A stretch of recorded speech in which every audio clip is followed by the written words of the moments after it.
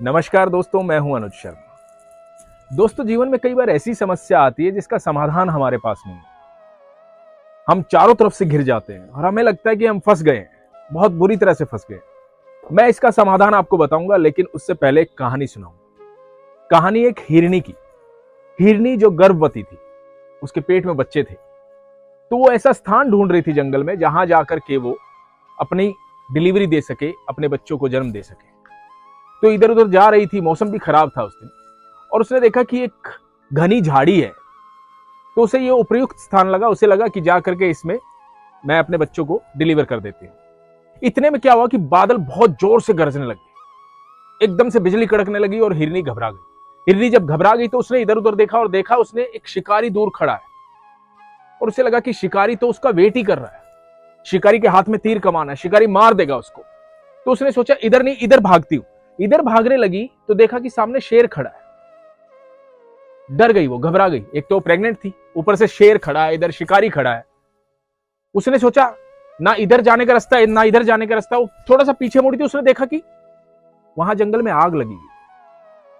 मतलब आप समझ रहे हैं, हिरनी जो है चारों तरफ से घिर गई, बुरी तरह से घिर गई। एक तरफ शिकारी खड़ा है, एक तरफ शेर खड़ा है, और एक तरफ जंगल में आग लगी और ऊपर से बारिश होने वाली।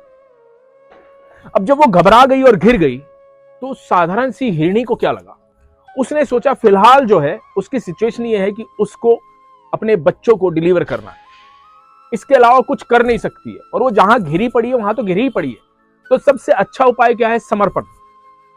उसने ईश्वर का नाम लिया, उसने भगवान का नाम लिया। उसने ऊपर देखा, आसमान की तरफ, ईश्वर को बोला कि ईश्वर, अब इन बच्चों को जन्म लेना होगा और तेरी इच्छा है इनका जन्म होगा, तो उसे दुनिया में कोई रोक नहीं सकता। तो सामने जो झाड़ी थी वो उसकी तरफ बढ़ने लगी। जैसे ही वो बढ़ने लगी, शिकारी ने वहां से तीर चलाया। शिकारी ने तीर चलाया, जैसे ही वो तीर चला रहा था वहां से बिजली कड़की और वो तीर का निशाना चुका और वो जाकर के शेर पर लगा। शेर बौखलाया, दहाड़ा और शिकारी के पीछे भागा। इधर शिकारी के पीछे शेर भागा, उधर से भयंकर बारिश हुई। जैसे ही बारिश हुई, जंगल की आग भी बुझ गई। और जैसे ही जंगल की आग बुझी, वैसे ही हिरनी ने बहुत सुंदर सुंदर बच्चों को जन्म दिया। तो दोस्तों, ये जो समर्पण था ना उसका, वो समर्पण कमाल का था। उसे समझ में आ गया था कि वो चारों तरफ से घिर गई है, अभी वो कुछ नहीं कर सकती। तो दोस्तों, जहां आप कुछ भी ना कर पाओ ना, जहां आपको लगे कि आप चारों तरफ से घिर गए हो, ये भी आपके हाथ में नहीं है, ये भी आपके हाथ में नहीं है, ये भी आपके हाथ में नहीं है, तो सिर्फ एक चीज आपके हाथ में है, वो समर्पण। अपने ईश्वर पर भरोसा रखो, विश्वास रखो। यदि आपके जीवन में अगला पल सुखद है और ईश्वर ने सोच रखा है कि आगे जीवन जो है आपको बड़ा सुखद देना है, तो दुनिया की कोई भी ताकत आपसे उस सुखद पल छीन नहीं सकती है। तो किसी भी मुसीबत से ना घबराओ।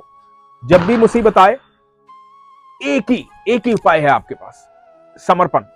समर्पण कर दो। वही समर्पण जो अर्जुन ने महाभारत में भगवान श्री कृष्ण के सामने किया था और 18 दिन में उस भीषण संग्राम को जीत लिया था। तो आप भी इस जीवन रूपी महाभारत को जीत सकते हैं, सिर्फ एक ही तरीके से, वो है समर्पण। हरे कृष्णा दोस्तों।